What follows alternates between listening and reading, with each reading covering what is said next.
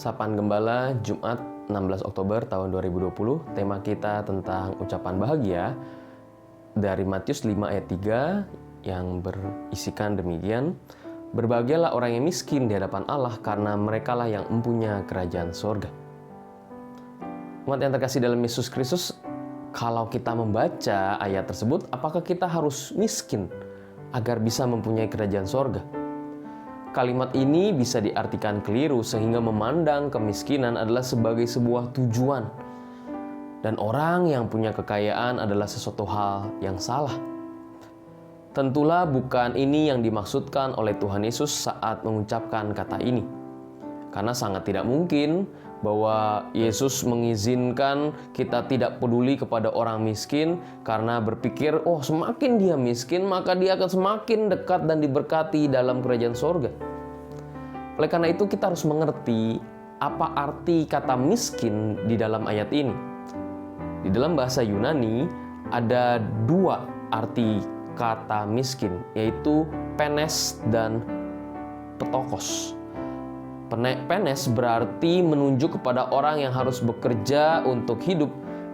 Intinya dia tidak kaya, tapi dia juga tidak terlalu miskin. Sedangkan kata petokos ini berarti kemiskinan yang mutlak, tidak punya apa-apa, tidak punya kuasa apapun, pengaruh, ternista, dan tertindas. Oleh karena itu, di ayatnya yang ketiga ini, kata petokos yang dipakai. Kalau dikalimatkan ulang secara bebas kira-kira seperti ini. Oh, berbahagialah orang yang amat sangat miskin dan tidak punya apa-apa di dalam dunia ini dan mampu meletakkan nasibnya kepada Allah sepenuhnya. Sedangkan kalau di dalam bahasa Ibrani, kata miskin ini dipakai untuk orang yang rendah hati, yang tidak mempunyai pertolongan, namun mengandalkan seluruh kehidupannya hanya kepada Allah saja.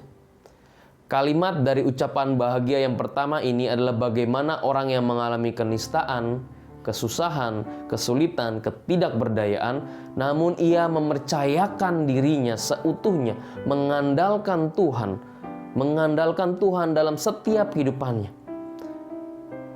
Ayat ini juga berisikan tentang sebuah pesan bahwa harta benda bukanlah yang membawa sebuah kebahagiaan dan ketentraman hidup.